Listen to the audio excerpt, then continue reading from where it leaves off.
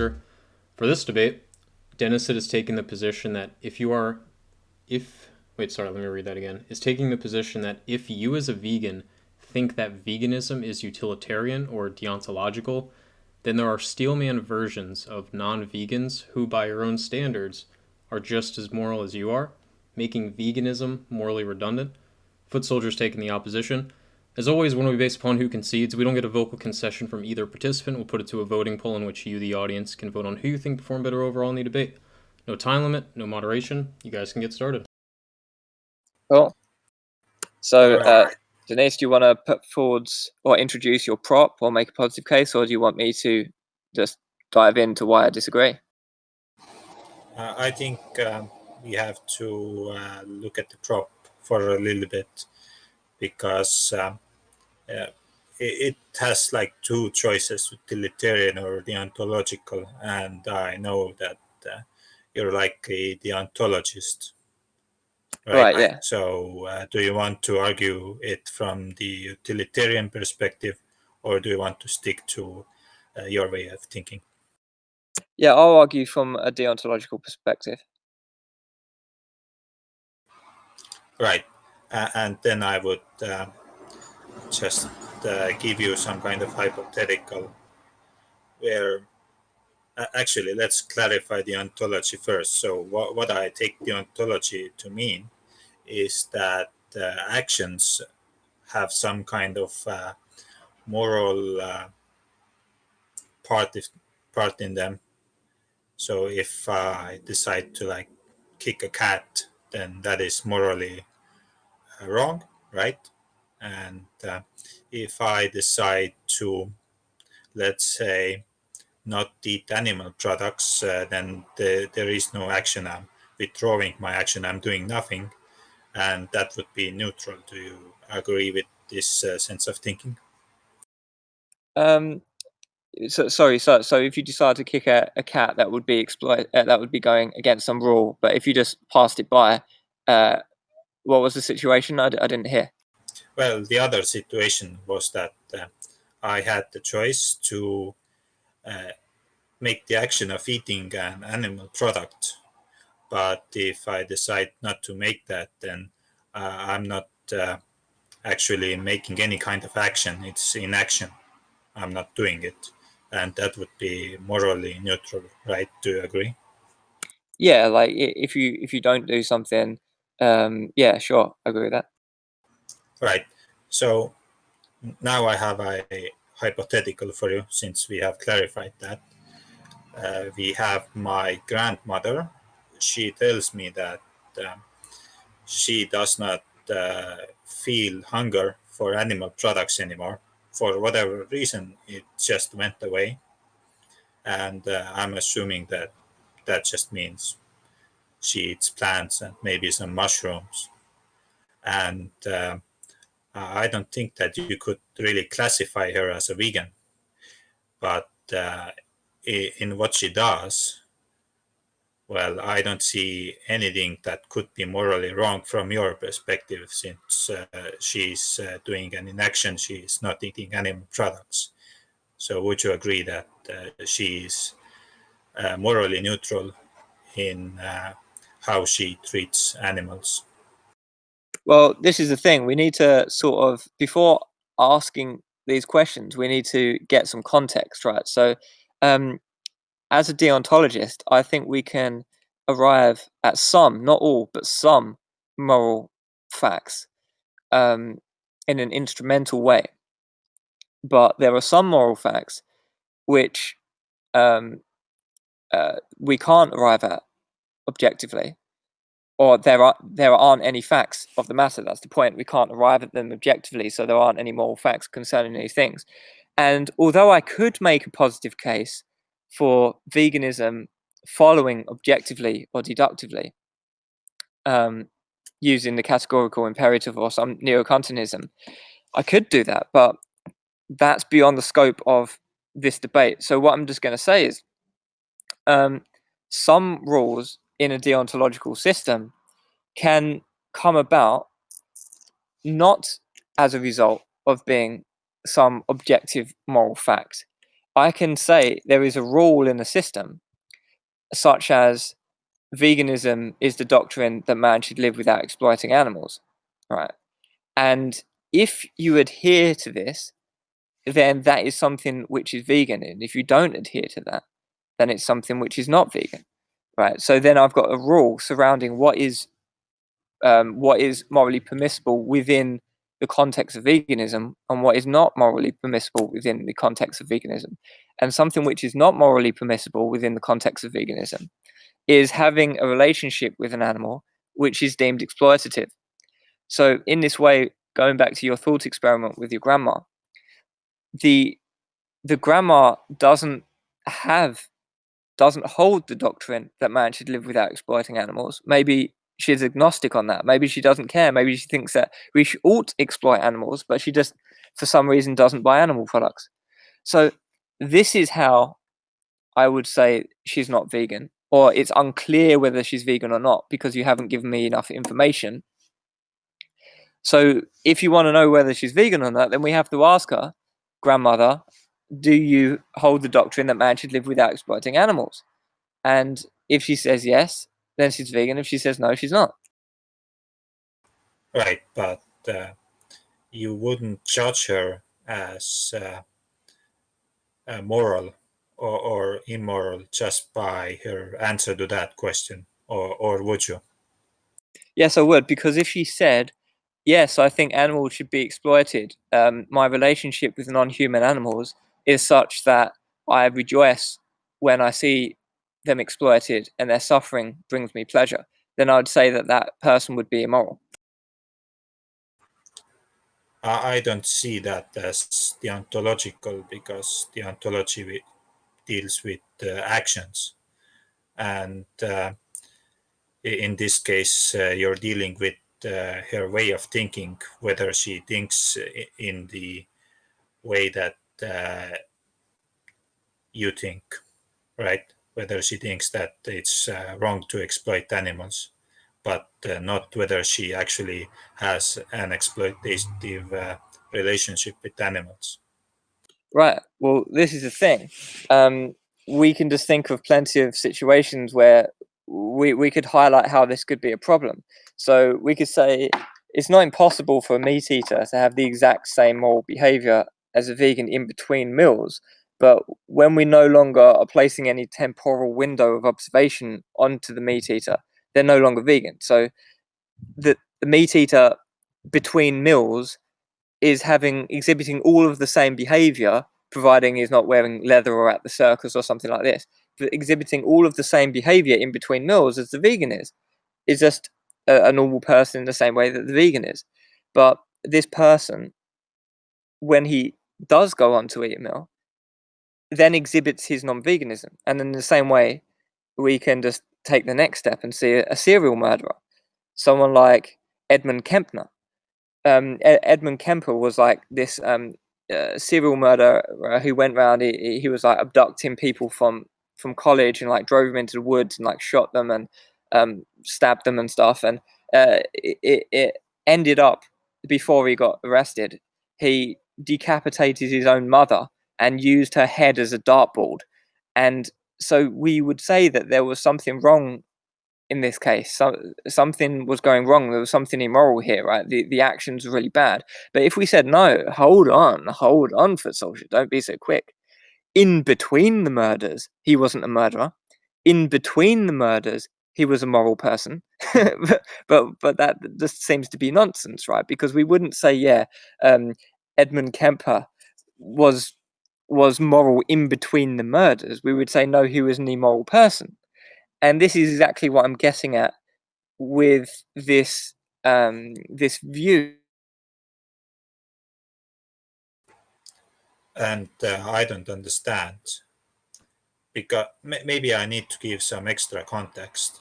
So my grandmother, it's not only that she doesn't eat animal products, she also doesn't buy any clothing. It seems like she's old and she thinks she will die anyway, and why bother buying new stuff? So it's not like she buys leather, and in between the meals, I cannot really look at anything that she does and say, oh, this would be morally bad if we look at it from your point of view. Like, what exactly is she doing that in your mind is a morally bad action?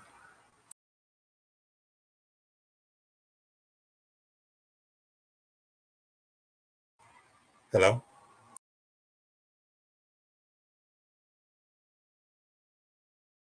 You're audible, Denisid. I think Footsoldier is maybe losing connection.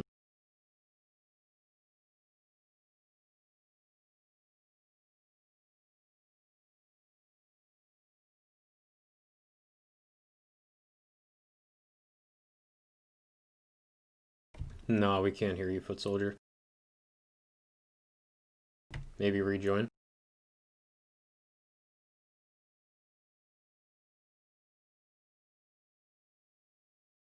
Yeah, I could. Can you hear me now? Yes. Yes. All right. Yeah, I was talking and I could see the light coming on and everything. I don't know what happened there. Sure. So where were we in the conversation? So if I cooked your grandmother a soup containing meat and she ate that, right? Or would she eat that? Would your grandmother eat a soup with meat? No, when we sit down together, she almost eats nothing. And when it comes to animal products, she just says that, oh, I have no taste for them anymore. I lost my hunger. I lost my taste for them. If you gave her a leather belt, which you said, oh, this leather belt, it's a gift from me to you, and I would be really happy if you wore it, would she reject wearing it? That's a good question, because she keeps saying, don't give me any gifts. Like, it's her birthday and she tells us, don't gift me anything. I don't need anything. I'm not sure. Like, it could be that if I press it on her really hard or something like that. But I think she would try and resist it. Right. So what you're just doing is preventing me from establishing that she has a moral conviction either way, and you're just going off behavior, which on one hand I want to say this isn't really it's sort of avoiding the point, it's sort of dodging in a way the point of what I'm getting at. But let's just roll with that for a minute. Even if she doesn't exhibit any behavior, we can still think of cases where a relationship could be considered exploitative, even if no violence or behavior of violence is the case. So, for example, if I gaslight someone, and I'm constantly like putting them down, and I'm constantly like saying things like, "Oh, I'm going to slap you if you don't do this. Oh, I'm going to beat you up. You're going to wake up in the hospital if you don't do this." Right? That horrible way of communicating with this person would be a horrible relationship, right? And it would be an exploitative relationship with that other person if it was the other person wasn't benefiting, and the person like saying the horrible things was just getting the other person to serve them, and that they were treating them really badly, and by non-action, right? So they wouldn't give them any money, that and the other person they were just saying, oh yeah, if you don't, if this house isn't tidy, I'm gonna slap you about and stuff like this, right? Just imagine like a housewife who's been like uh, not physically but verbally abused and stuff like this. We would still consider this relationship to be toxic and exploitative, right? And this is the very thing that I consider the problem, right, with animal rights. I consider the relationship, not necessarily physical violence, not necessarily physical decapitation, but the relationship itself as the thing which is the issue. If you hold a position as a vegan of saying man should live without exploiting animals, it's the relationship between man and non-human animals which is the thing that matters. So now if you're going to say, well, my grandma, she doesn't hold this conviction, she doesn't have any of these ethical convictions at all, but because she doesn't exhibit any positive behavior, then it's redundant. Veganism is redundant. But I'm just going to push back and say, well, no, because if she were in a position to eat meat because her appetite returned, or if she were in a position to accept gifts because she changed her mind on gifts, or if she were in a position to go to the zoo and leave the house, if she were in a position to do any of these things, we would see at once that she wouldn't possibly be considered vegan by anyone's standards. So basically, what we would need to do is take my best case scenario and turn it into not the best case scenario, but you cannot really argue against the best case scenario. The only thing you can do is change it to something that's less than the best. Well, no, it's like your steelman can't include a straw man of my position, right? Wait, how is my grandma straw manning you? Right, because your grandma hypothetical is saying that my position is something about behavior alone, when it's not. My position has nothing explicitly to do with behavior and everything to do with a relationship between non-human animals and human animals, right? That is the relationship which evidences the veganism or not. Is this still related to deontology? Like maybe I am misunderstanding deontology, but deontology is about actions and the morals tied to those actions. And you are instead talking about the relation, but the relation is not an action. Yeah, but speaking is an action, right? We could even say it's not something contained within my position, but we could even say that thinking is an action, right? So we could just like read Orwell and talk about the thought police and the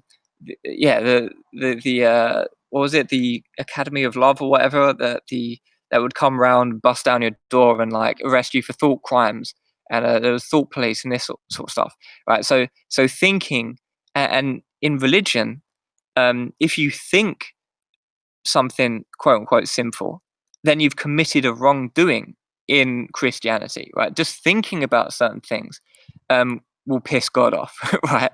So thinking is an action, right? But it's not a physical action. But we can talk about verbal actions. Are you going to deny that if someone says, um,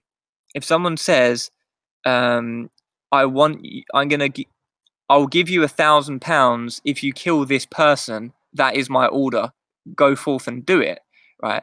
That isn't a physical action. That's a verbal action. But that is an action of providing someone with compensation in a verbal contract to go and kill someone. So by extension, you're a murderer.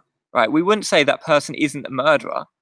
Right? We would say that person is a murderer because he got someone killed. He didn't do it himself, but he murdered someone via contract killer. Right? So these things are actions. So if we go to your grandma and say, do you hold the position that man should live without exploiting animals? And she says no, that's evidence, right? That is the action, right?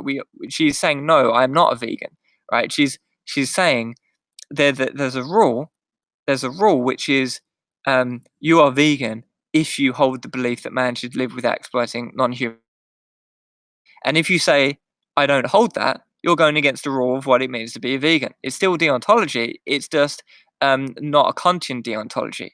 And we didn't have in the proposition that I needed to necessarily argue from a Kantian perspective. And as I'm a neo-Kantian anyway, I wouldn't try and maintain a Kantian position anyway, because Kant himself was not a vegan. Wait, so to clarify, if you think in the wrong way and thinking is an action, then in a deontological sense, you did something that was morally bad. Well, deontology just means that there are a set of rules and good and bad behavior corresponds to these rules somehow. So if you have rules, however you arrive at these rules, you could moan about my grounding. You could say my grounding isn't good. Or you can say whatever, it's an assertion. You could say that veganism is some kind of assertion. You can do all that all day long, but that's not concerned with the proposition. Maybe we could have a follow-up debate of there is no good metaphysical grounding for veganism, or you could argue something like that. But in this debate, we're not talking about the grounding. We're talking about whether veganism is morally redundant if you're an anti-vegan, but you just don't happen to exhibit the behavior of a meat eater or someone who exploits animals. Well, I'm just telling you, well, someone who has a relationship with animals that is exploitative is not a vegan, because definitionally it's analytically the case that contingent on your understanding of exploitation, and I'm offering you my understanding of the word exploitation, meaning an exploitative relationship between humans and non-human animals, right? Well, And go ahead. well, she might have like a relationship in her mind. I don't know that exactly, but outside of her mind, there doesn't seem to be any kind of relationship. I don't see it manifest outside of her mind. Well, I just ask her, grandmother, do you hold the belief that man should live without exploiting animals? And what would she say? I don't know. Well, then we just have epistemic irresolvability. We don't have a thought experiment which proves your point.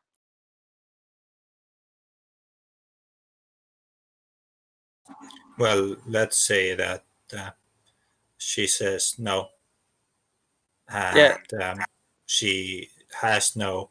Well, she thinks that we should exploit animals, but she doesn't do it herself. Well, And then she's just we not look vegan. at her not exploiting animals, and you would still say that she is a morally bad person. Yeah, if she thinks that we should exploit animals, from my perspective, she's a morally bad person. Well, there's something. There's an instance of moral badness which is participating in. I'm not going to say that her entire essence and being is odiously immoral and she should be hung or something. I'm not saying that. I'm just saying that she's participating in an instance of immorality. See, I cannot imagine being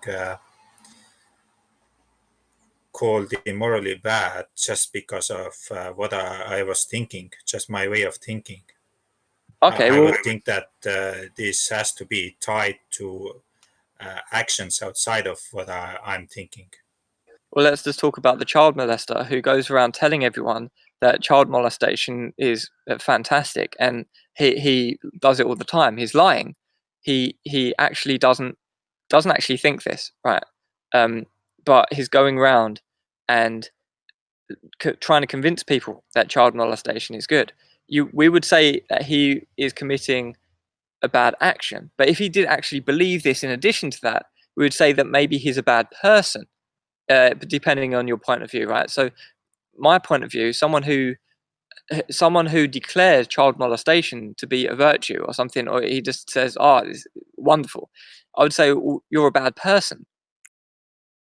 Yeah, and I would look at this person and say that since you don't actually do it at all, then you haven't committed anything that I could comprehend as bad.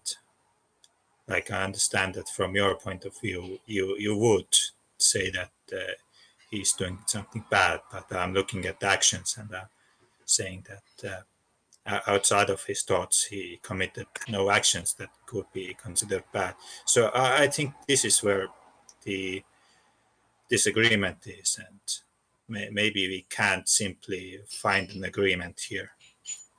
Well, look, do you understand and agree that my position is, if a child molester comes up to me and says, "Oh, child molestation is fantastic," and I say, my feelings of that would be to say that person is a bad person. Do you agree and accept that is my position? Yeah. Well, then you've conceded to my position in a debate, because the proposition is contingent on my standards and not yours. Wait, let me think about it for a moment.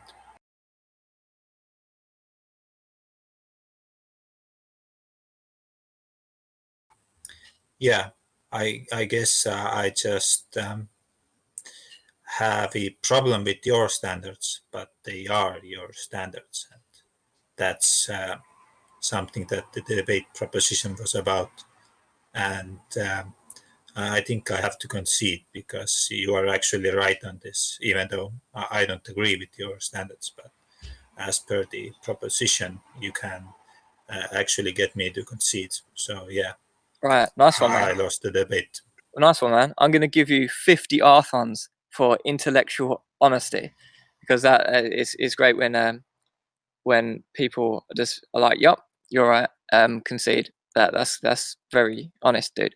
And the thing is, as well, I think we could have a follow-up debate, but I think your positions can be a bit weird. Like we've talked about the chainsaw mother hypothetical and all that sort of stuff. And so I'm not going to agree with you on a few things, but by my own standards, as we've disagreed, I would consider someone who was trying to convince me that child molestation was fantastic. I would say, well, this is just a bad person, right? Honestly, right? So I do feel that according to the proposition, without doing any sort of sleight of hand, according to the proposition, I would say that would have to be a concession. So nice one. It was nice talking to you on this, man. And I think you should debate more often because your positions are actually quite interesting, and it was a nice debate, man.